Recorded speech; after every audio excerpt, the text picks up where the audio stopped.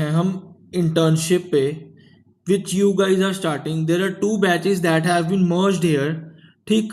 Number one, जो सितंबर alone batch है. सेकेंड बैच वॉज वो वाला जुलाई टू सितंबर वाला जो चल रहा था, एंड दैट वो मुझे टाइम नहीं लग रहा था क्लासेस लगाने का. तो आई कंबाइंड बोथ द थिंग्स. अब सैटरडे संडे समझो खत्म है, मेरे पास टाइम नहीं है. Starting with the session, starting with civil drafting. What is a civil case and what is a civil drafting? जल्दी गाइस बोलते जाओ. लेमैन्स लैंग्वेज में लेमैन्स लैंग्वेज में एक सिविल केस क्या होता है?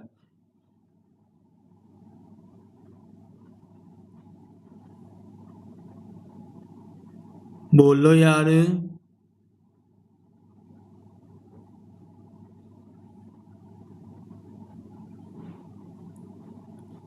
कोई तो बोलो. Sir, in which rights related to private parties are in question? Parties private against individual. Okay.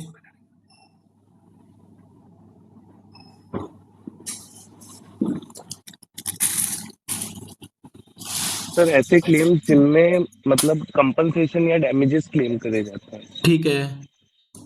जिनमें मतलब कि पनिशमेंट नहीं है, हम कह रहे हैं कि कंपनसेशंस हैं, मनी मैटर्स हैं. ठीक है. कमर्शियल सूट्स है, कंज्यूमर सूट्स हैं, वो सारे हम सिविल में we are considering. Right. Yes sir. Done. अब what do you think is the easiest civil case? कोई हाथ में आ जाए केस तो what is the easiest civil suit?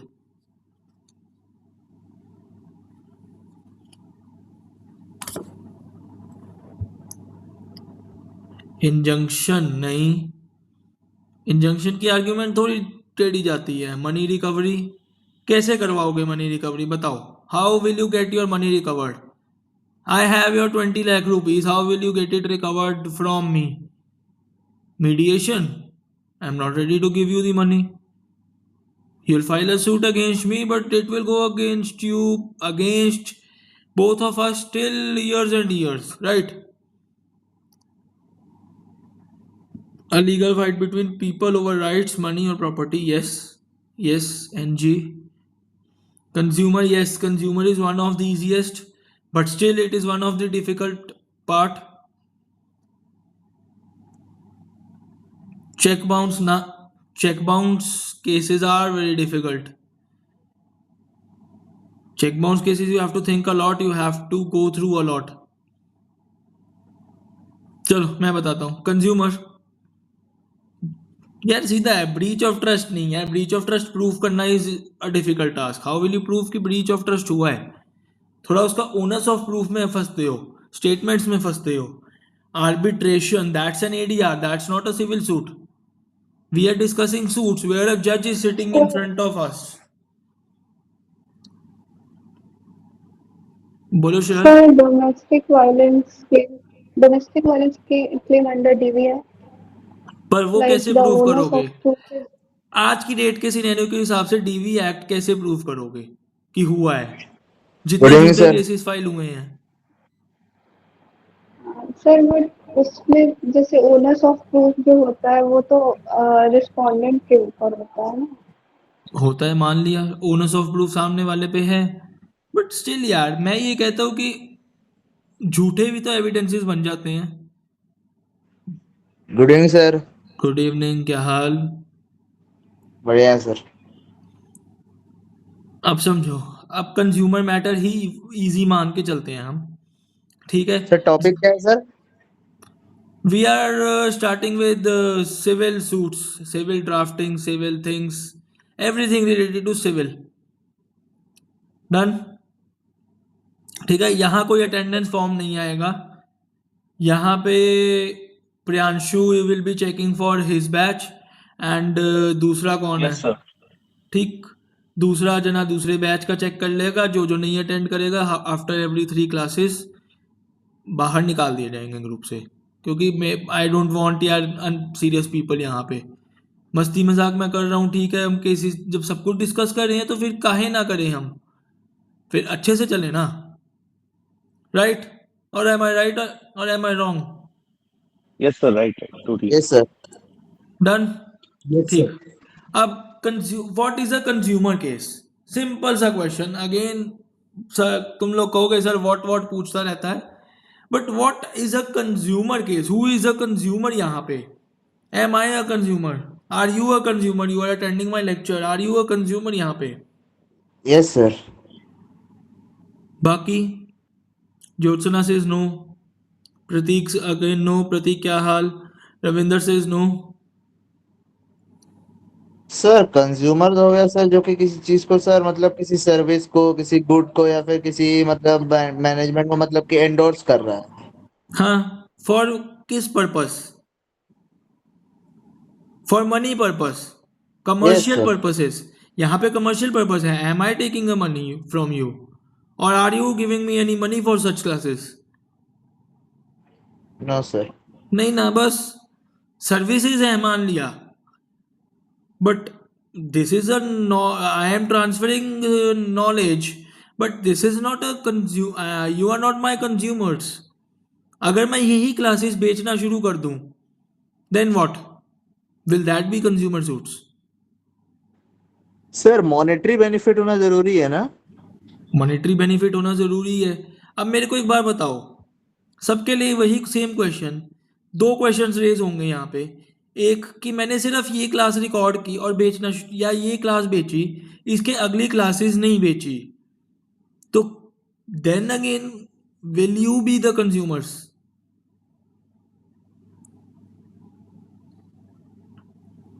सोचो। यस। यस।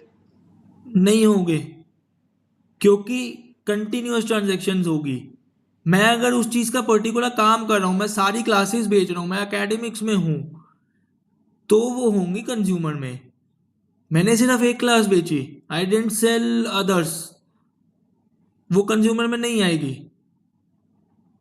मैंने एक बार ही एक चीज़ खरीदी, आगे नहीं बेची, आगे बेचने के लिए खरीदी, तो वो कंज्यूमर में आ सकती है, आएगी क्या? इट्स एक बार अकम्पनीड फिर बाय से सर बायर क्या बताया सर्विसेज। आपने, है एक बार और सर, एक बार और क्या बोले आप। कि मैंने एक चीज़ खरीदी, तुमने मुझसे क्लासेस खरीदी, मैंने तुम्हें रिकॉर्डिंग का लिंक भेजा, तुमने वही रिकॉर्डिंग का लिंक आगे किसी दोस्त को बेच दिया, तो वो कंज्यूमर में आएगा? डिफेक्टिव गुड्स और पुअर सर्विसेज नहीं सर। नहीं आएगा, राइट? लॉजिकल थिंकिंग करो यार, जब भी करो लॉजिकल एंड लेटरल थिंकिंग थोड़ी सी अपनी अलग साथ साथ में चलाया करो। टाइम कम है, 1 घंटे में कंज्यूमर मैटर ड्राफ्ट भी करना है हमने, 1 घंटे में कंज्यूमर मैटर हमने फाइल भी करना है। ठीक, समझ आ गया कंज्यूमर कौन होता है? Yes sir. सबको आ गया हैंड रेज जिसको समझ आ गया? I need more than 51% votes, फिर मैं आगे बढ़ूंगा टॉपिक को।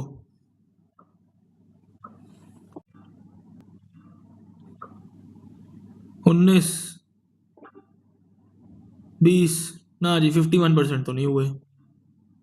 22, 37 में से 24, 24, 24, ओके ठीक है। चलो लेट्स मूव ऑन, कर लो नीचे हाथ। Coming back to the topic, consumer case. अब एक हंसी की बात बताता हूँ। I filed a consumer case किस पे? जब मेरा एडवोकेसी का लाइसेंस आया ना, तो मैंने दोस्तों को एक पार्टी दी एक जगह पे। ठीक, पार्टी दी। अब नई नई होती तो है दिमाग में कि केस कहीं ना कहीं से लाए, और कंज्यूमर केसेस इजी लगते थे। क्या किया? हाँ जी हर्षिता, कोई क्वेश्चन है? तो सर कंज्यूमर जो केसेस होता है वो सर कंज्यूमर रिड्रेसल कमेटी में होता है ना सर सॉल्व। कंज्यूमर रिड्रेसल में होते हैं, एज पर मॉनिटरी में भी जाते हैं, पेक्यूनरी ज्यूरिसडिक्शन भी जाती है, और टेरिटोरियल ज्यूरिसडिक्शन भी देखी जाती है उसकी। सर वो डिस्ट्रिक्ट लेवल, स्टेट लेवल और नेशनल लेवल पे होता है ना। Yes, going right. समझाओ अब कैसे होता है। सर मैं बताता हूँ, जैसे जो डिस्ट्रिक्ट लेवल पे होता है उसका जो चेयरमैन होता है वो रिटायर्ड डिस्ट्रिक्ट जज होता है, और उसके अंदर ठीक है। 2 मेंबर्स होते हैं जो उसके फाउंडिंग मेंबर्स में होते हैं। उनका हाँ, पिक्यूनरी जुडिक्शन उस डिस्ट्रिक्ट के अंदर होता है, और वो मात्र शायद 10 लाख से नीचे का केस ही देखते 20 हैं या लाख। फिर उससे ऊपर का। Up to 20 lakhs। Yes sir, sorry वही। और जो कोई बात नहीं। स्टेट लेवल पे जो स्टेट कंज्यूमर रिड्रेसल फोरम होता है, उसका जो चेयरमैन होता है वो रिटायर्ड हाई कोर्ट के जज होते हैं या रजिस्ट्रार जनरल होते हैं। ठीक है। और वो जो केस देखते हैं वो 1 CR से ऊपर का या 1 CR से कम का केस देखते हैं। 1 CR, 20 to 1 CR। Yes sir. और नेशनल लेवल पे तो सर वो लिमिट नहीं है आई थिंक। वो तो 1 CR से ऊपर चले गए ना। 1 CR से ऊपर की उनके अमाउंट है, चेयरमैन कंज्यूमर सुप्रीम में कोर्ट चले के गए। जज होते हैं जो। नेशनल। सर जिस तरह से सेशंस कोर्ट हो गया सर, फिर हमारा डिस्ट्रिक्ट कोर्ट हो गया, हाई कोर्ट हो गया, जिस तरह से उनका एक अपना जुरिस्डिक्शन है, फिर सर उसका सजा सुनाने का जो एक लिमिट है, जैसे कि सेशंस कोर्ट जो फांसी वाला में देख सकता है, लाइफ इम्प्रिजनमेंट देख सकता है, लेकिन सर डिस्ट्रिक्ट कोर्ट का है कि वो मॉनेटरी फाइन्स लगा सकता है, या फिर वो 6-7 साल के लिए ऐसे के लिए मतलब जो है पनिशमेंट सुना सकता है। लेकिन सर वो कहीं से भी सर ये नहीं कि फांसी सजा दे देता है, क्योंकि उसका वो जुरिस्डिक्शन ही नहीं है। वैसे जैसे अभी आयुष बोला कि हाई कोर्ट का हो गया, तो उसके हाई कोर्ट के जो जज है वो 20 लाख से लेके 1 करोड़ तक का मॉनेटरी नहीं डेमेजेस नहीं वो भाई, नहीं, वो वो हाई मॉनिटरी कोर्ट नहीं के बोल जज रहा। नहीं, ना वो ना ना ना ना कंज्यूमर ना ना। रिड्रेसल फोरम होता है। वो वो कोर्ट मॉनिटरी नहीं होता है। बेनिफिट नहीं दिला रहा, वो कंपनसेशन की बात नहीं कर रहा। वो यहाँ पे कह नहीं रहा नहीं है सर, मतलब कि मैं यहाँ पर एक बात कर रहा था हाँ सर कि जुरिस्डिक्शन का मैं बात कर रहा था, ये तो अलग हाँ। सीन है, ये मैं बोल रहा था। मैं बात बोल रहा था कि जैसे आयुष बोला कि हर एक का एक जुरिस्डिक्शन होता है, डिस्ट्रिक्ट कोर्ट का एक जुरिस्डिक्शन हो गया, फिर आपका उससे ऊपर में चले जाएंगे कंज्यूमर फोरम में, तो वो उसका अपना एक रहता है जो हायर अथॉरिटीज होता है, जितना हायर अथॉरिटी उसका उसका उतना जुरिस्डिक्शन, उतना हम्म, वो एक्सटेंड करते जाएगा अपने से। हाँ। वही सर मैं बोल रहा था, मैं ये नहीं बोल रहा था कि दोनों सेम है, बस वही बोल रहा था कि jurisdiction matters in jurisdiction each level. Pecuniary jurisdiction होती है। ब्रैकेट्स होते हैं कि इतने से इतने लाख का केस है तो वो सिर्फ district court, district redressal forum के पास ही जाएगा। वो तुम नेशनल में फाइल ही नहीं कर सकते अनटिल तुम्हें अपील डालनी है। रिकॉर्डिंग ऑन है, मैं अपने टैब में रिकॉर्ड कर रहा हूँ, अपलोड करवा दूंगा। मिल जाएगी यार recording. Up to 50 lakhs in district, मेरे ख्याल 20 लाख तक होती है। सर्च करो।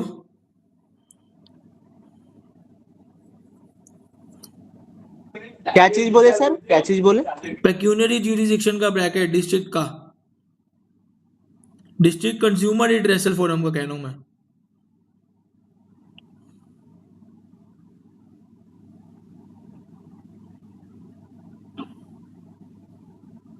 बढ़ गया है, आई डेंट चेक दी जजमेंट। हो सकता है फिर में भी 50 लाख तक चला गया हो। नेक्स्ट क्लास में कंफर्म कर लेंगे। Will sit in next class and confirm इस चीज को। ठीक। अब आते हैं कि जो मैं कहानी बता रहा था, दोस्त लाइसेंस आया मेरा एडवोकेसी का, पार्टी दी दोस्तों को, बढ़िया अच्छी खासी पार्टी दी। जिस रेस्टोरेंट में पार्टी दी उसी पे अगले दिन नोटिस पहुंच गया कि भाई साहब तुमने कोक कोक का जो कैन दिया वो तुमने मेयर एक सेल किया, तुमने वो नहीं किया, तुमने कोई सर्विसेज नहीं प्रोवाइड की। पहला केस जो डलता होता है कि कोक ठंडी भी नहीं थी, कोक का प्राइस भी एमआरपी भी ज्यादा था। सिर्फ इतनी सी बात पे मैंने उस पर उठा के केस डाल दिया, पार्टी दी और अगले दिन नोटिस पहुंच गया। अब ये सोचो, है कि नहीं मजे की बात। अब देखते फाइनल ऑर्डर पे है अभी वो केस, सर जीत गए एक्स्ट्रा तो। चार्जेस ले रहा था वो ठंडा नहीं होने के बाद भी? लिया था, ठंडा भी नहीं था। समझाता हूँ सारा, मैं मैटर समझाता हूँ, इस मैटर के थ्रू तुम्हें सारी कंज्यूमर समझ आ जाएगा चक्कर। अब हुआ क्या ना, उसने कोक कोक का कैन लाया मेरे पास रख दिया। ठीक। जब इस चीज को ऐसे कर रहे हो ना, अगर तुम्हें प्राइस बढ़ा के लगाना है, सुप्रीम कोर्ट क्या कहता है कि अगर प्राइस बढ़ा के लगाना है एमआरपी से, restaurants hotels can do that thing. Bottles के प्राइसेस और चीजें बढ़ा के लगा सकते हैं क्योंकि that is not a mere sale. ठीक है, हम उनका ऑरा यूज कर रहे हैं, हम उनका रेस्टोरेंट यूज कर रहे हैं, हम उनके सर्विसेज यूज कर रहे हैं, तो वो अकेली सेल नहीं है, सेल ऑफ गुड्स नहीं है। ठीक। बट उसने क्या किया भाई साहब ने, कोक का कैन लाया रख दिया, कोई ग्लास नहीं, कोई आइस नहीं, कोक का कैन ठंडा नहीं, एमआरपी ज्यादा।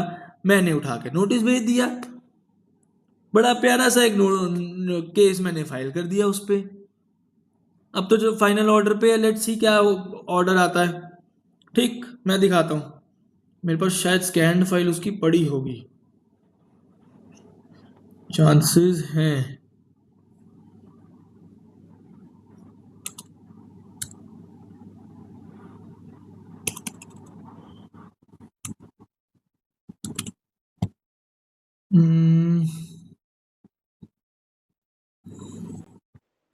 सर हाँ बताओ। सर एक चीज मेरे दिमाग में आया, जैसे सर वो एक नियम है ना सर, ये इंडियन सराय एक्ट जो है, हाँ सराय एक्ट के हिसाब से अगर मान लीजिए हमको जो है कोई इमरजेंसी है, जैसे कि पानी प्यास है या फिर वॉशरूम यूज करना है, तो हम किसी भी कितने भी स्टार के होटल का जो है हम लोग यूज हाँ। कर सकते हैं बिना बिना कोई फीस पे किए हुए। हम्म तो जैसे पानी क्या पीना होगा तो पानी का पैसा जो वो लोग नहीं ले सकता है, वॉशरूम यूज करना है सर तो उसका यूज नहीं कर सकता है, हम्म। तो उसका पैसा जो है वो नहीं मांग सकता। अगर तो सर इसका अगर मांगता है तो इसका मेनली कंज्यूमर में ही जाएगा ना सर ये चीज भी। कंज्यूमर में फंडामेंटल राइट्स तुम्हारे वो हो रहे हैं इन्फ्रिंज, जरूरी नहीं उसमें कंज्यूमर में जाए। अब ये देखो, कोक का कैन 150 का लगा रखा है, 40 वाला, ठीक है, 40 वाला पता नहीं 70 वाला। मिनरल वाटर फिर 125 का लगा रखा है भाई साहब ने, ठीक।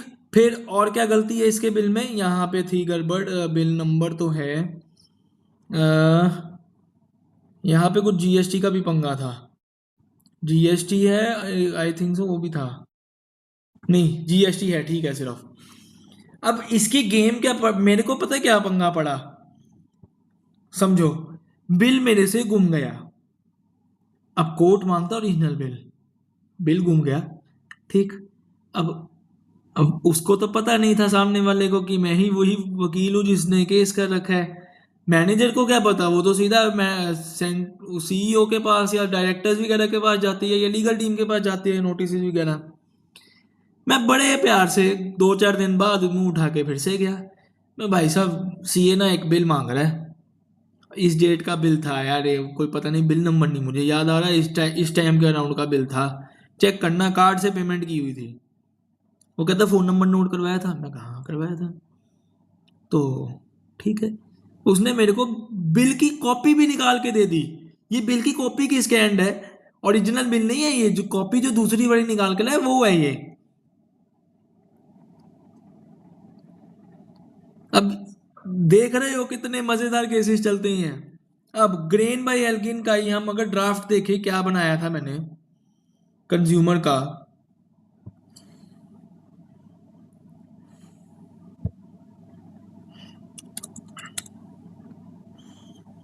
ग्रेन बाय एल्गिन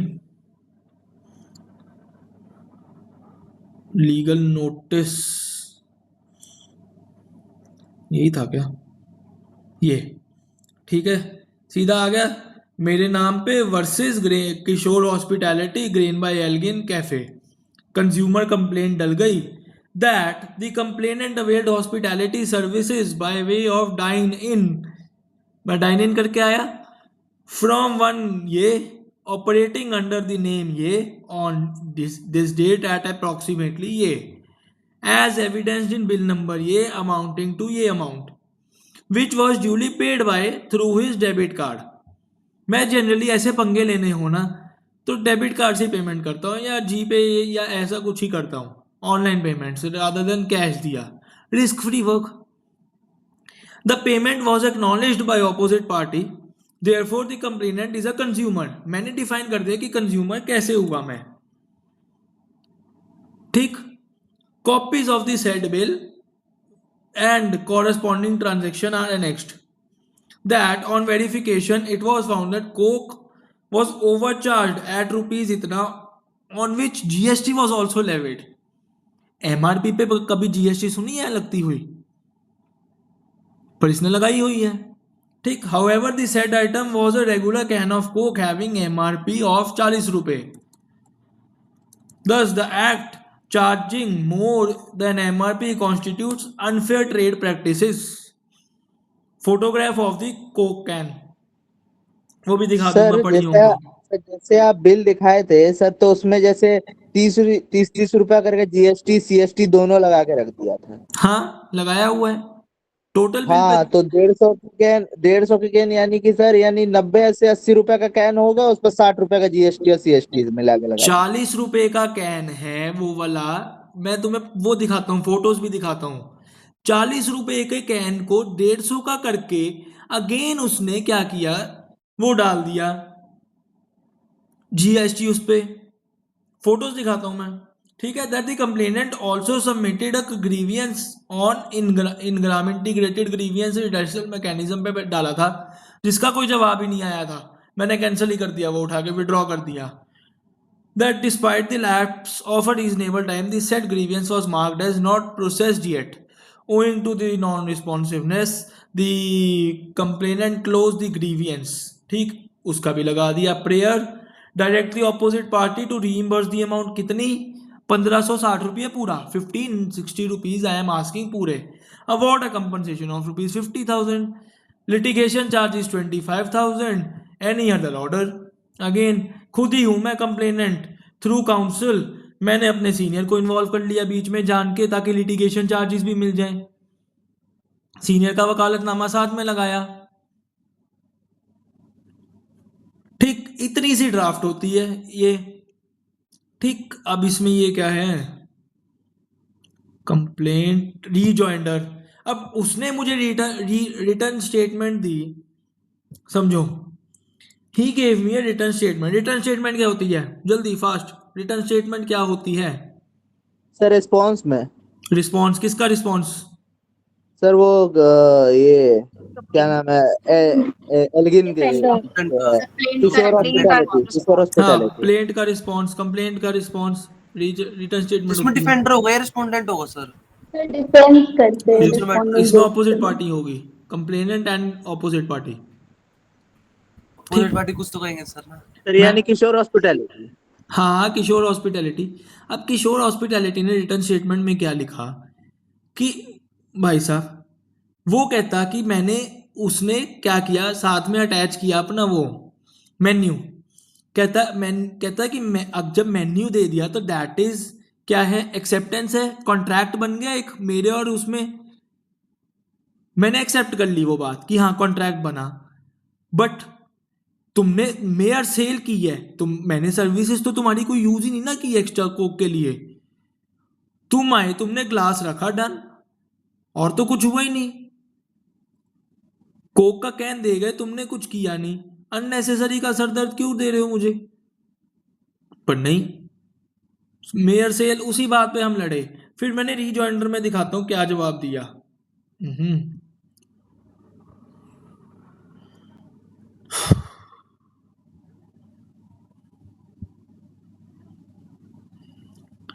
अब रीजॉइंडर जो बनाया, reply to paragraph one of the preliminary objection of written statement is denied as the same is wrong and incorrect and denied. It is denied being wrong. The present complaint is false and baseless. वो कह रहा है complaint is baseless. Why? That the complainant is not, वो कह रहा है that the complainant is not covered under the definition of consumer. वो सीधा इसी बात पे आ गया कि मैं कंज्यूमर में ही नहीं आता। फिर मैंने डेफिनेशन दी, as per the definition of consumer, consumer means any person who buys any goods for consideration which has been paid और promised or partly paid and partly promised or under any system of deferred payment includes any user of such goods other than the person who buys such goods for consideration paid or promise paid, कि आगे बेचने के लिए जो ले रहा है वो कंज्यूमर में नहीं आएगा। जैसे हमने अभी लिया कि मेरी रिकॉर्डिंग तुमने मेरे से ली, दोस्त को बेच दी, that won't be a consumer. ठीक, डेफिनेशन दे दी, हायर्स और अवेल्स एनी सर्विसेज, वही सर्विसेज की बात आ गई फिर यहाँ पे। That the complainant as per the definition did not buy the can of coke for commercial purposes. आ गई बात, वो कहता कमर्शियल पर्पसेस के लिए, commercial purposes use by commercial purpose की डेफिनेशन दे दी मैंने clear. Use by a person of goods bought and used by him exclusively for purpose of earning his livelihood. मैंने क्या कोक वहां से खरीद के ग्रेन बाय एल्गिन से खरीद के आगे बेचनी है? दिमाग खराब है मेरा? 150 की खरीद के मैं बेचने बैठूंगा? और कौन मेन्यू में, मेरे को एक बात बताओ, हैंड रेस करो, कितने जने यहाँ पे हो जो मेन्यू में ये चेक करते हैं कि कोक का या पानी की बोतल का प्राइस कितना होगा? कोई चेक करता है यहाँ पे? प्रतीक करता है, और कोई करता है? ज्योत्सना डस, प्रणव ने करती है, नेहा, कम लोग करते हैं, हम लोगों में से नहीं करते कोई भी। Yes sir. अपना शिनचैन भी और नहीं नॉर्मल करता, रेट उठा आ गया फिक्स उठा होता है 20 रुपए है। सर। उसमें नॉर्मल रेट फिक्स होता है ना, 20 रुपए 30 रुपए, पता ही है हमें नॉर्मल कि कोन वही जो होता है इनका रेट होता है। वही तो। सर मेन्यू में जो अगर हम बाहर कहीं जा रहे हैं तो सर पानी की बोतल का हम कितना ही सोच सकते हैं कि चलो किसी फैंसी जगह भी गए तो 20 रुपया से 30 रुपए का एक बोतल पानी मिल सकता है। वही, अब कोई सर भी वो नहीं चेक एक करता तो मेन्यू को, कोई नहीं चेक करता यार उस चीज को। हम मोइतोज ये वो जो ड्रिंक्स मंगाते हैं उनका फिर भी देख लेते हैं, कोक का कौन देखता है? प्लेन कोक का कैन है, पता ही है मार्केट में कितने का है, उतने का होगा, थोड़ा बहुत ज्यादा होगा, थोड़ा बहुत ज्यादा भी क्या होगा, 20-50 रुपए ऊपर होगा। तुम सर 40 की कैन है सर, अपने दिमाग में रहता है कि चलो 30 रुपया लेगा एक्स्ट्रा, 70 रुपया 80 रुपया का कैन बनाएगा। यहाँ हाँ, सर 110 रुपया का इंक्रीमेंट, वो भी अपने साइड से। वही तो। अब तुम आगे पढ़ो। और और सर आपने तो सर हाँ ठंडा मंगाया था ना, तो वो तो ठंडा भी नहीं था। यार, ऑब्वियस है, कोक मंगाएगा कोई गर्मी के मौसम में, जुलाई में ठंडा ही मंगाएगा। हाँ। और अब सर मैं एक तो इतना सर वो पागल तो हूं नहीं गर्म कोक मंगाने बैठू, cold sir coffee without basic ice. Service, sir basic service ही फुलफिल नहीं हुआ है। That's what I am saying. अब आगे पढ़ो तो सही तुम यार, आगे पढ़ो। Hence on the basis of the definition, मैंने पहले तो डेफिनेशन ही डिफाइन कर दी अच्छे से कि कमर्शियल पर्पस नहीं है and I am a consumer. पहले तो 3 पैराग्राफ 4 पैराग्राफ्स में 1.5 पेज में उसको ये डिफाइन किया कि भाई साहब मैं कंज्यूमर हूं, तुम्हारी डेफिनेशन गलत है। That paragraph 2 of the return statement is denied. The complaint itself becomes maintainable both on facts and as well as under law against the replying OP opposite party. The complainant hence becomes entitled for any or all reliefs. ठीक, para 3 क्या है? Partially denied. अब यहां पे आ गया menu card वाली बात जो हम अभी कर रहे हैं। The complainant did place the order after reading the menu card, but only to the price of things other than the can of coke, or to say packed items was checked with an assumption that such items would be available on MRP, that is minimum retail price printed on the product. सीधी सी बात लिख दी कि मेरे को पता है कि जो पैक्ड आइटम्स है, चिप्स का पैकेट है तो चिप्स का पैकेट 20 का तो 20 का ही है, मैं ये थोड़ा ना चेक करने बैठूंगा अब एक एक आइटम का। ठीक, it is not the first time that the complainant has visited a restaurant, but it is the first time that the complainant has faced such an issue of higher MRP than actual printing. ठीक, needs no reply as matter of facts, 4 और 5 जो भी थे। That the para 6 is denied on the fact that the opposite party has made deficiency of services and hence have complete locus standi. मेरी local standard define नहीं करने दे रहा वो। Para 6 again, para 7 again matter of fact. Para 8 क्या कहता है? Partially accepted to the point that the menu को presented is an offer and the order that the complainant places becomes an acceptance, hereby it is denied that the additional services like cutlery, crockery, etc., which carries a cost, creating an environment, providing provisions of services, which was missing element as a whole while serving the coke. Cutlery तुमने नहीं दी, crockery तुमने नहीं दी उस चीज के लिए, ठीक है, एनवायरनमेंट तुमने नहीं क्रिएट किया, तो किस बात के एक्स्ट्रा चार्जेस? ठीक है, सुप्रीम कोर्ट की जजमेंट उसने लगाई थी इसमें, यहां पे इसमें होगा उसका भी रिप्लाई। ठीक, आगे आ जाओ। Para 9 denied that the contractual obligation included carried should have included the cost of creating an environment providing services. Cutlery वगैरह मिसिंग थी, सीधी सी बात है। ठीक, बाकी सेम है। Reply to why the complaint needs to be dismissed against AOP, same वही सेम बातें, कॉपी पेस्ट बातें ही हैं। ठीक है, अब इसमें अब मैं तुम्हें दिखाता हूँ, अगर मेरे को मिल जाए स्क्रीनशॉट्स सर में। इतने मेरे को हाँ बताओ। सर मैंने जैसे देखा कि वही मैं पिछले साल वो शिमला घूमने गया था, तो वहां पर ना कुफरी साइड पहाड़ों में ना जैसे जो रेट है ना अपना एमआरपी उससे एक्सटेंड करके देते हैं खुद। क्या है कि भी दिखता वहां पर वो ये से कहते हैं कि हम ना नीचे से सामान मंगा रहे हैं, हाँ बट हमने भी कई बार कहा वो कह रहे सही हैं है, हम नीचे से नहीं मंगाते तो इसलिए महंगा पड़ता है। क्या वहां वो सही है, रीजनेबल है? पहाड़ वाला सही है बात, कि सामान का जो कॉस्ट पड़ती है उनको लाने की वो ज्यादा है, तो वहां का जस्टिफाइड है लोकेशन के हिसाब से। तुम अमृतसर जैसी लोकेशन में या यूपी में कहीं पे लोकेशन पे या कहीं पे भी और जगह पे जो नॉन हिली एरियाज हैं, कैसे कर लोगे? नैनीताल की मैगी उसके महंगी में ऊपर तो समझ मेंशन नहीं आती है है, ना अमृतसर की समझ नहीं आती मुझे। सर, मेंशन नहीं है ना पीछे, कह रहे हो थोड़ा टैग वगैरह लगा सकते हैं कि भाई इस चीज के साथ। तो वो भेज देते हैं, तो वो चीज़ कर लेते हैं इसको टेक ओवर की ये कॉस्ट इसमें पहले इंक्लूडेड होगी। ये पहाड़ों में जा रही है जी मैगी ओनली, जैसे शराब की बोतल पे लिखा होता है only for sale in Punjab, वैसे उस पर लिखवा देते only for sale in Himachal, only for sale in Nainital. जैसे ना मैंने देखी ये चीज ज्यादा नहीं, वैसे कि जैसे बिस्किट भाई 10 रुपए का, तो वहां पर 20 रुपए का मिलता है। अब रीजन तो एक जनरल पर्सन को पता नहीं, उसमें 10 रुपए लिख रहा है यार एमआरपी। 10 रुपए वाली आइटम 20 रुपए की कोई ज्यादा नहीं है, समझो। 10 रुपए वाली आइटम 150 रुपए की, 200 रुपए की, 400 रुपए की बहुत ज्यादा है। ठीक है, कॉस्टिंग पड़ती है, मार्जिनल हाइक है, सही है। नेहा यहां से ही कह रही है हाइक बढ़ता है, हाइक पड़ता है वहां पे, कॉस्टिंग बहुत बढ़ जाती है उस वजह से। एंड दूसरी चीज एक और बताना सर, जैसे मैंने देखा है मैन्युफैक्चर जो एमआरपी लिखा होता है ना, मतलब सामान उसके मतलब कम में थोड़ा ऐसे रहता है कि मेरे को जो देखा उसको क्रॉस नहीं करते।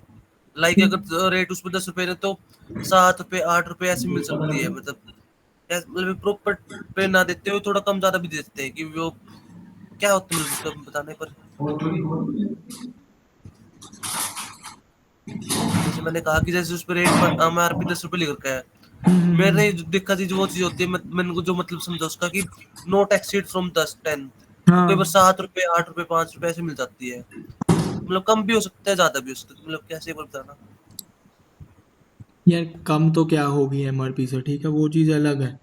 If that cafe has provided chilled coke then also price is over price. यार चिल्ड थी ही नहीं, मैं विटनेस प्रोवाइड कर सकता हूँ यार, मैंने जिसको पार्टी दी वो खुद कहने को रेडी है कि चिल्ड नहीं थी कोक, और मैं तो कोक वाला सर बंदा ही नहीं हूँ यार। सर हाँ जैसे एड्स भी हम देखते हैं, जैसे एड्स होती है कुछ, तो सर उसमें दिखाता है ना कि एक बच्चा जो है आइसक्रीम खरीदने गया कोई दुकान में मान लीजिए, तो सर आइसक्रीम का वो बोलता है कि 5 रुपए एक्स्ट्रा ठंडा रखने के लिए, या फिर कोल्ड ड्रिंक का वो पांच गलत है, रुपए एक्स्ट्रा ठंडा कंप्लेंट रखने करो, के लिए। साथ के साथ कंप्लेंट करो। ठंडा करने की कॉस्ट जो मैं बताता हूँ, कोक कभी देखे कोक कंपनी के फ्रिज लगे होते हैं जगह पे, यस सर। वो कोक वाले खुद लगवाते हैं, उनको कौन सा उसका पैसा लग रहा है? बिजली का जो लग रहा है वो इंक्लूडेड एमआरपी है, इंक्लूसिव ऑफ एमआरपी है, तभी तो बढ़ाया उन्होंने। पीछे से जो आइटम 6 रुपए की आ रही है वो 10 रुपए की बेच रहा है, वो 4 रुपए का जो मार्जिन आ रहा है, that is for that thing. जो चीज ही ठंडी बिकेगी वो तुम कॉस्ट कैसे बढ़ा दोगे उसको? वही तो सर, जैसे 15 का एक ये कांच की बोतल है, तो उसको 20 में बेच देगा बोल के कि ठंडा रखने के लिए जो है 5 रुपए। कंप्लेंट करो उसकी, उसको क्या तू लिख के दे मुझे, तू 20 की इस वजह से दे रहा है, करके आओ ऐसी की तैसी उसकी। ऐसे थोड़ी ना बात होती है कोई, मैंने बड़ों को सुनाई है। सर ये भी नहीं कि बहुत प्रीमियम सर्विसेज है सर, कि आप कहीं पे खाने या- पीने जा रहे हो तो उसका अलग बात है, ये भी नहीं, ये सर यार गलत मेरी रहता ही है। समझो, कोक की बोतल है, ठंडी ही पियोगे ना, चाय है यस गर्म ही सर। पियोगे ना।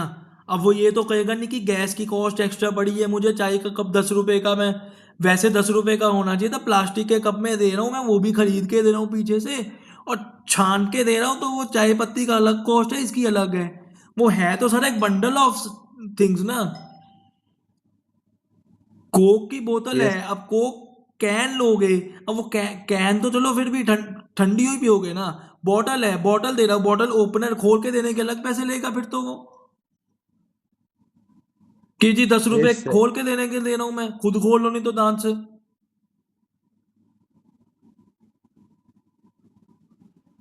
वो चीजें नहीं होती वहां पे। समझाओ सामने वाले को, अपने राइट्स पता होने चाहिए तुम लोगों को।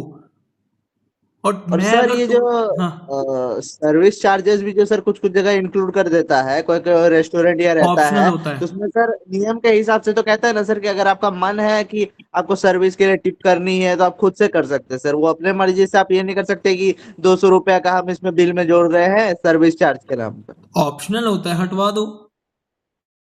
ये सर मैंने कुछ कुछ केस में देखा है कि हटवा सकते हैं, अगर नहीं थोड़ा नहीं, जोर जबरदस्ती करते हैं तो हटा देता है। Service charges are completely optional, हटवा दो। यस नहीं देने, हटवा यस दो।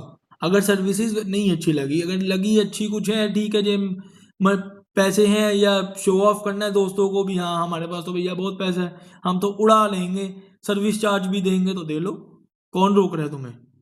करते हैं कई जने शो ऑफ के चक्कर में, 200 400 रुपया वो सर्विस चार्ज में उड़ाते हैं। अब तुम्हें फोटोज दिखाता हूं मैं,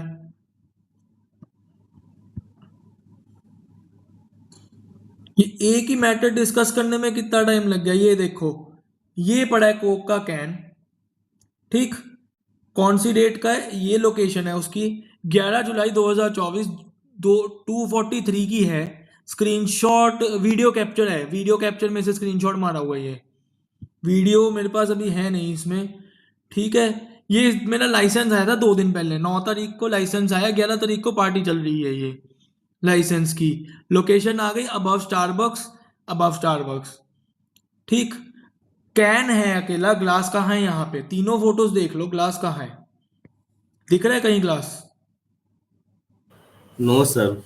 जो कोक वाला ग्लास होता है वो अलग होता है, ये पानी का ग्लास है जो पड़ा है, ये जो नीचे साइड पे पड़ा है, एक ग्लास दिख रहा है। अगर आर्ग्यूमेंट लेनी भी हो तो that is for water, right.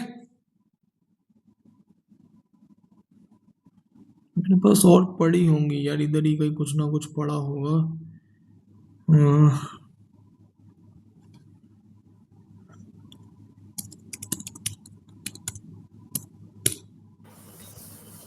Sir बताओ। सर आपको नहीं लगता मतलब कोई एक अथॉरिटी या फिर मतलब कुछ होना चाहिए जो मतलब ये जो चार्जेस जो एक्स्ट्रा लगाते हैं रेस्टोरेंट्स, वो मतलब डिसाइड होने चाहिए कि पर्टिकुलर इससे ज्यादा आप नहीं लगा सकते। यार एज सुप्रीम इन, कोर्ट की जजमेंट है, ऑलरेडी है। बट सर इम्प्लीमेंटेशन फिर होता क्यों नहीं है, मतलब सर क्योंकि नहीं डबल करते द यार, प्राइस कैसे कितना लगा की सकता है इम्प्लीमेंट कोई। कर लेंगे ये लोग। 11 जुलाई था ना, पड़ी नहीं वीडियो मेरे पास, ये वीडियो मेरे पास आई थी, मेरे को ढूंढनी पड़ेगी, मैं ढूंढ के भेज दूंगा तुम लोगों को। सर डिलीट हो गई, हाँ बताओ। सर जैसे ऐसे केस आ जाए लाइक कि हम डिफेंड करना पड़े या फिर हमें खुद केस लड़ना पड़े, तो कैसे प्रूव करेंगे, जैसे आपने ये पॉइंट बताया कि वो सर्विस मिली है, कैसी मिली है, फिर हमें एनवायरनमेंट और नेचर दिया गया, क्रॉकरी दी गई सर्विस जैसे आपने बताया, तो कैसे प्रूव करेंगे। बता रहा हूँ, let the class go on, सब कुछ पता लगेगा। अभी मैं फाइलिंग का बताता हूँ कैसे फाइलिंग होती है। Legal metrology act covers the relevant provisions, उसकी वो कहाँ है, इम्प्लीमेंटेशन करता है प्रूव, ठीक है। इम्प्लीमेंटेशन कहाँ है, शिवम जी इन टूरिस्ट और हिली रीजन्स, शिवम जी आपके लिए मैसेज है, marginal hikes are common and if you buy willingly in such locations courts में see it as voluntary purchase with knowledge of higher service cost. हाँ वो तो है यार। अब फाइलिंग कैसे होएगी, Ayush do you know how do we file the case इसमें, कंज्यूमर में। Sorry, sir, I haven't went to a consumer court. I'm still clear for school. अच्छा चलो मैं बताता हूँ, समझा रहा हूँ। 3 कॉपीज जाएंगी, पहले तो प्रॉपर बंडल जाता है, कंप्लेंट, उसके बाद जो एफिडेविट कंप्लेंट का, साथ के साथ प्रूफ्स तुम्हारे जो एविडेंसेस लगे, 3 copies Aadhaar card of the complainant, फिर वकालतनामा, बस। उसके बाद 4th कॉपी विदाउट एफिडेविट जो जाएगी नोटिस के टाइम पे सामने वाली पार्टी को। अगर मल्टीपल ऑपोजिट पार्टीज हैं तो उतनी एक्स्ट्रा कॉपीज अटैच करके तुम कोर्ट को दे दोगे। हर पेज पे साइन होगा, रेफरेंस नंबर निकलता है, ऑनलाइन अपलोड होती है फाइल ऑनलाइन अपलोड होती है ई जागृति पोर्टल पे। देखना है, should I show you the e Jagriti? बाकी यस सर। दिखा Yes, देता हूँ। ठीक, ई जागृति पे अपलोड होगा, रेफरेंस नंबर निकलेगा प्रॉपर तुम्हारा, और वो लिख के तुम फाइल दे आओगे कोर्ट को फिजिकल। तुम्हारा केस नंबर तुम्हें मिल जाएगा, लड़ते रहो। उसके बाद क्या प्रोसीजर चलेगा? नोटिस गया सामने वाली पार्टी को, केस तुम्हारा एक्सेप्ट हुआ, नोटिस चला गया, 1 महीना 30 डेज डन। फिर नेक्स्ट 30 डेज मिलेंगे सामने वाली पार्टी को for return statement, done. Return statement आई, रीजॉइंडर वाला part is optional but better to give a rejoinder. अब रीजॉइंडर क्या होता है? नहीं, प्रोसीडिंग्स वर्चुअल नहीं होती, प्रोसीडिंग यहीं पे नहीं सर, जो केस के साथ हम एडिशनल इन्फॉर्मेशन जब जमा करते हैं, जब हमारा एविडेंस वगैरह सब जमा हो जाता है, तब अगर उसके बाद कोई एडिशनल इन्फॉर्मेशन हमें देना है तो हम रीजॉइंडर लगा के सबमिट करते हैं। हाँ, जनरली वैसे करते हैं, but rejoinder is the reply to return statement, हम कह सकते हैं। कुछ की रिटर्न स्टेटमेंट का रिप्लाई ऐसा सा बना के दो तुम, सामने वाले को थोड़ा पता लगे भी हाँ ये चीज़ें तुमने मिस आउट की है, तुम्हारे दिमाग में चल रही हैं ये चीज़ें जो जो गलत है। ठीक, रीजॉइंडर दे दिया, उसके बाद क्या होगा बताओ? एक्सक्यूज मी सर, जो हम स्टार्टिंग में प्लेंट देंगे और रीजॉइंडर देंगे, डिफरेंस क्या कितना कितना रहेगा? 4 महीने का डिफरेंस जाता है। नहीं मतलब उसमें फर्क क्या क्या रहेगा मतलब? यार बहुत फर्क होता है। तुम्हें पता लग गया सामने वाले का पर्सपेक्टिव, तुमने एक कंप्लेंट दी, अपना पर्सपेक्टिव, उसका रिटर्न स्टेटमेंट आया, सामने वाले का रिप्लाई उस पे, उसका पर्सपेक्टिव। अब रीजॉइंडर तो सारा दोनों चीज़ों का पर्सपेक्टिव मिला के होगा ना, उसके पर्सपेक्टिव का भी रिप्लाई, हमारे पर्सपेक्टिव का भी बातें। जैसे अभी आई थिंक आयुष उसने बताया कि क्या नाम उसमें एडिशनल इन्फॉर्मेशन अटैच करेंगे, लाइक कुछ ऐसा हो सकता है? हाँ हो सकता है, रीजॉइंडर में तुम एडिशनल देते हो, दे सकते हो कुछ जैसे जो एडिशनल चीज हम जो चीज हमें लगता है कि हम प्लेंट में नहीं डाली वो उसमें डाल सकते हैं कि ये हाँ रहेगी। डाल सकते हैं क्या? डालो।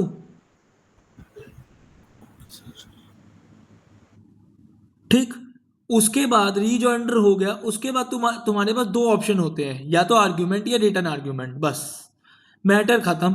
उसके बाद सामने वाली पार्टी आर्ग्यू कर गई तो वेल एंड गुड, नहीं करके गई तो तब तक तुम वेट करते रहो ऑर्डर का। बस इतना सा केस होता है कंज्यूमर केस, कुछ नहीं करना होता। कितनी कोर्ट फीस लगती है? 50 रुपए की कोर्ट फीस लगती है, 10 रुपए की कोर्ट फीस वकालतनामे पे लगती है, और 50 रुपए का वो लगता है बार सेट, या बार सेट जिस स्टेट का जोन सी कोर्ट का जितना है उस हिसाब से लगता है। कई जगह 25 है, कई जगह 20 है, कई 30 है। ठीक, बस उतनी सी बात लगती है। 60 रुपए में तुम्हारा केस फाइल हो जाता है, कंपनसेशन अच्छी खासी मिलती है। हमने डीमार्ट पे किया, यही 8 रुपया MRP से ज़्यादा था, कुछ प्रोडक्ट हम खरीद के लाए, हमें 8,000 रुपया कंपनसेशन मिली थी। 5,000 कंपनसेशन, 3,000 लिटिगेशन फीस, 8,000 रुपया वो वापिस आए, यानी हमें 8,008 रुपये का चेक आ गया था 6 महीने में। लगा गया हमारा 50 रुपये। बट आर्ग्यूमेंट्स बहुत स्ट्रांग होनी ज़रूरी है, तुम्हारी रीजॉइंडर्स वगैरह बहुत स्ट्रांग होने ज़रूरी है।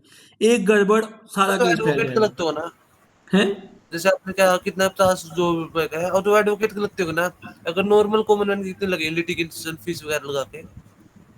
कैसे?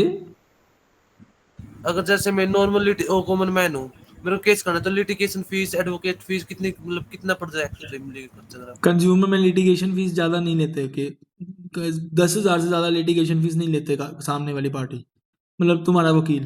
पर तुम खुद भी कर सकते हो, लड़ सकते हो, एज अ कंज्यूमर खुद भी लड़ सकते हो, खुद जाके आर्ग्यू करो, कौन रोक रहा है? और इससे मतलब नेचर का फर्क पड़ता है, जैसे हमारा एक केस कैसे अगर 500 केस है या फिर हजारों में फिर लाखों में, कुछ ऐसा फर्क पड़ सकता है? कैसे? जैसे सिविल में होता है ना प्रॉपर्टी, सिविल में होता है वो जैसे तो प्रॉपर्टी जितने की होती है वो ना तो उसके फर्क अकॉर्डिंग पड़ेगा उस ना, हिसाब तुम्हारी से। तुम्हारी कंपनसेशन उस हिसाब से बढ़ जाएगी जितनी मांगोगे। पेक्यूनियरी जुरिसडिक्शन देखी जाएगी। अगर तुम्हारी है ही 20 या 50 लाख से ऊपर तो तुम उसमें फाइल करोगे ना, डिस्ट्रिक्ट में क्यों करोगे, नेशनल में जाओगे सीधा।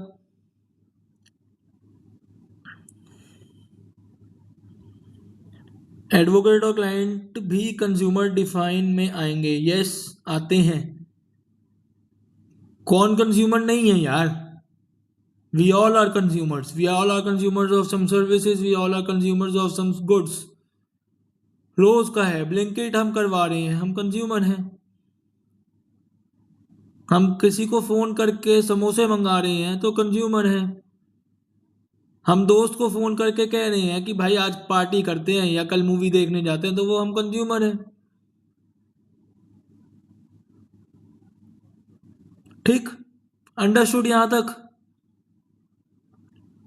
सारा केस समझ आ गया? हाँ जी अवंतिका। सर कभी कभार ये होता है कि जो रेस्टोरेंट है उनको जितना लिमिट में जीएसटी चार्ज करना चाहिए उससे ज्यादा करते, तो वो हम लोग कैसे मतलब पकड़ सकते हैं कि हाँ इन्होंने ज्यादा रेट लगाया है। और सर दूसरा चीज की मैंने सुना कि कंज्यूमर कोर्ट में बहुत ज्यादा टाइम ले लेता है केस कोई भी। 6 महीने में खत्म होते हैं केसेस कंज्यूमर में, कोई टाइम नहीं लेते। दूसरा, तुम्हारा दूसरा पॉइंट, जीएसटी नंबर ऊपर लिखा होता है।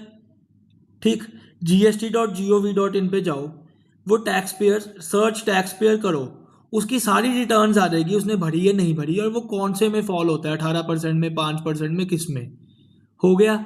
इनकम टैक्स वालों को कंप्लेंट डाल दो ज़्यादा में कर रहा है तो, बिल की फोटो के साथ कि ये बिल है जी, ये इसका जीएसटी नंबर है, ज़्यादा लगा रखा है। दूसरे ही दिन जीएस तुम रात को कंप्लेंट डालोगे, तीसरे दिन तुम्हारी इनके इनकम टैक्स वालों की रेड ना पड़ जाए तो मेरा नाम बदल देना। फंसे रहेंगे फिर। पिछले 8 सालों की किताबें खुल जाएंगी इनकी। 8 साल पुराना रेस्टोरेंट नहीं होगा पर खुल जाएंगी इनकी, सारे 0 to 100 आ जाएगा इनकम का कि ऐसे है जी वैसे है। Okay sir. ये प्रियांशु हंसा किस बात पे? इस बात पे भाई यार सीरियस सर बात आप है लोग यार। आना उनकी। नहीं सीरियस बात तो है सर, बट उनके लिए उनका सोच के कि यार देखो, ये बुरा बात ना उन पे अकेले पे लागू नहीं होती, हर एक पे होती है। हम लोग भी कहीं ना कहीं इनकम टैक्स भर रहे हैं। ठीक, तुम लोग चलो अभी स्टूडेंट्स हो, नहीं भरते होगे, एक बारी आओगे इनकम टैक्स भरोगे, जीएसटी रिटर्न्स भी भरनी पड़ेंगी, बहुत कुछ होगा। तो तुम्हें उस चीज़ में केयरफुल रहना पड़ेगा, क्योंकि एक बारी जीएसटी वाले आ गए ऑफिस, एक बारी इनकम टैक्स वाले आ गए तो ख़त्म हो तुम लोग, कई कई साल ख़त्म हो। ध्यान रखना ये बात, वो छोड़ते Yes, नहीं है, वो कुछ ना कुछ निकाल लेते हैं बीच में से, हो ना हो बीच में से निकाल लेते हैं। इसलिए हाथ जोड़ के माफ़ी मांग के निकल लो जब तक तुम लोग उन लोगों को पैसे ना खिला दो। जनरली यही होता है, मैंने जो सिनेरियो देखा है। सर बताओ। सर इफ यू अलाउ तो मैं एक तो कॉन्टेक्स्ट से बाहर क्वेश्चन पूछना है मुझे सर। मैं एक बारी ई जागृति दिखा दूं, फिर टॉपिक से बाहर पूछ लेना। सर टॉपिक से बाहर नहीं है, इंटर्नशिप को ही लेके है। हाँ बोलो। सर वो पिछले वाली इंटर्नशिप को लेके, मैंने पिछले क्लास में बोला सर मुझे कॉलेज में सर्टिफिकेट अपना ये तो दिया नहीं दिखाना है उन्होंने? मेरा, हमारा वो नहीं सर, इंटरनल्स का मार्क्स उसी से हमारा 20 मार्क का रहता है, 2 महीने का इंटर्नशिप, तो मेरे को मंडे को शो करना है, इसलिए मैं थोड़ा रिमाइंड करा मेरे रहा था को बस आपको। मेरे को सुबह रिमाइंड करवाना, मैं दिलवा देता हूँ, मैं करवा देता हूँ। ठीक है सर, ओके। मेरे को कल सुबह याद करवा देना, करवा दूंगा तुम्हारा ये काम। सर मैसेज कर दूंगा आपको व्हाट्सएप पे। मैसेज कर देना जी। Okay sir, thank you sir. कोई बात नहीं जी। और अब आए ई जागृति पोर्टल। अब पहले क्या होता था, पहले चलता था कॉन्फोनेट। कॉन्फोनेट वॉज लाइक कि तुम्हारी ई फाइलिंग नहीं हो रही, इट वॉज जस्ट कि तुम केस की स्टेटस चेक कर सकते थे, ऑर्डर्स के कॉपीज निकाल सकते थे। अब नहीं है, अब चलता है ये ई जागृति। अब मैं दिखाता हूँ ई जागृति है क्या असल में। स्टार्ट करके